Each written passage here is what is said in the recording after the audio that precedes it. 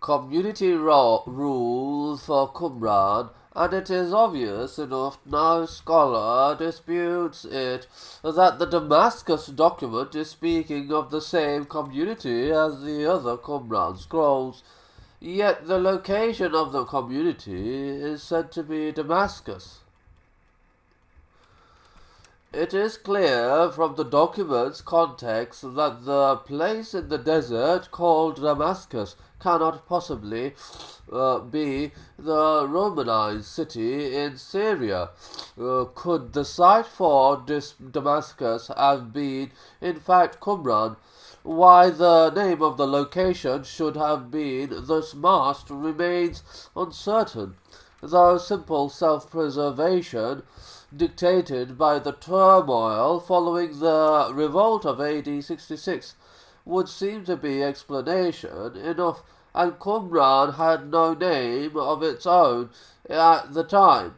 In any case, it can hardly be coincidental that, according to the international team's computer, print out no fewer than 10 copies of fragments of the Damascus document were found in Qumran's caves.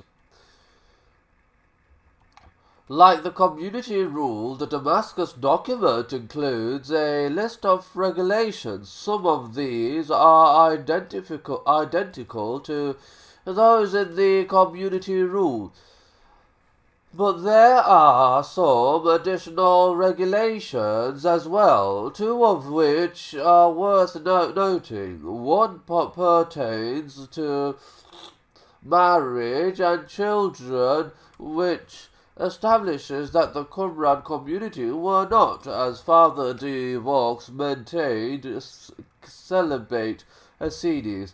A second refers, quite in passing, as if it were common knowledge, to affiliate communities scattered throughout Palestine.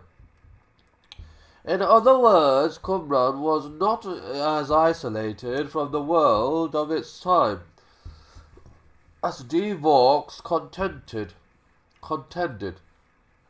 The Damascus document fulminates against 3 crimes in particular, crimes alleged to be rampant among the enemies of the righteous, those who have embraced the new covenant. These crimes are specified as well: profanation of the temple, a charge levelled by the temple scroll as well, and a fairly limited definition of fornication, taking more than one wife, or marrying one's niece.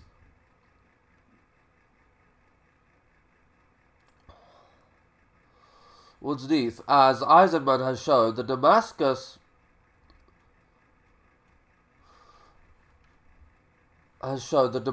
document thus echoes the temple scroll in referring to issues of unique relevance to the period of the Herodian dynasty, and it echoes, as we shall see, a dispute in the community which figures more prominently in another of the Dead Sea Scrolls, the Habakkuk commentary. This dispute involves an individual designated as the liar who defects from the community and becomes its enemy.